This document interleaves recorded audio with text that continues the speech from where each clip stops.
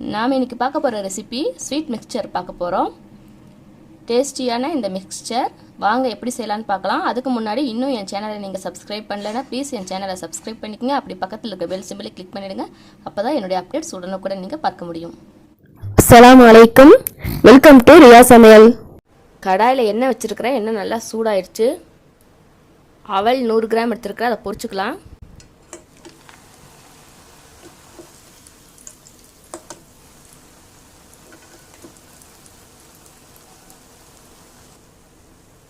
அவல் நல்லா பொரிஞ்சிடுச்சு, எடுத்துடலாம்.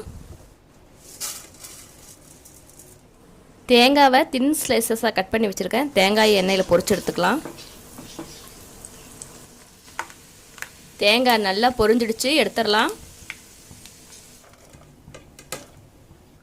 பாதாம் சேர்த்துக்கலாம், முந்திரி சேர்த்துக்கலாம், திராட்சை சேர்த்துக்கலாம். நான் பிளாக் ப்ரௌன் ரெண்டுமே எடுத்துருக்கிறேன். ரெடி ஆகிடுச்சு, எடுத்துடலாம். கடாயில் ஜஸ்ட்டு 1 ஸ்பூன் போல் ஆயில் விட்டுருக்குறேன். நடக்கலை சேர்த்துக்கலாம். நடக்கலை நல்லா வறுத்துக்கலாம். பொட்டுக்கடலை சேர்த்துக்கலாம். நல்லா வறுத்துக்கலாம். நல்லா வறுபட்டுருச்சு. இப்போ இதில் பொரிச்சு வச்சுருக்கிற அவல், தேங்காய், முந்திரி, பாதாம், திராட்சை எல்லாத்தையும் சேர்த்துடலாம். மிக்சருக்கு தேவையான அளவு உப்பு சேர்த்துக்கலாம். 1/2 ஸ்பூன் மிளகாய்த்தூள், 1 டேபிள் ஸ்பூன் சர்க்கரையை பவுடர் பண்ணி வச்சுருக்கிறேன். அந்த பவுடர் சர்க்கரை சேர்த்துக்கலாம். எல்லாத்தையும் சேர்த்து நல்லா மிக்ஸ் பண்ணி விட்டுறலாம். கருவேப்பிலை பொரிச்சுக்கலாம். நல்லா குலுக்கி விட்டுக்கலாம். அப்போதான் எல்லாம் நல்லா ஈவனாக மிக்ஸ் ஆகும்.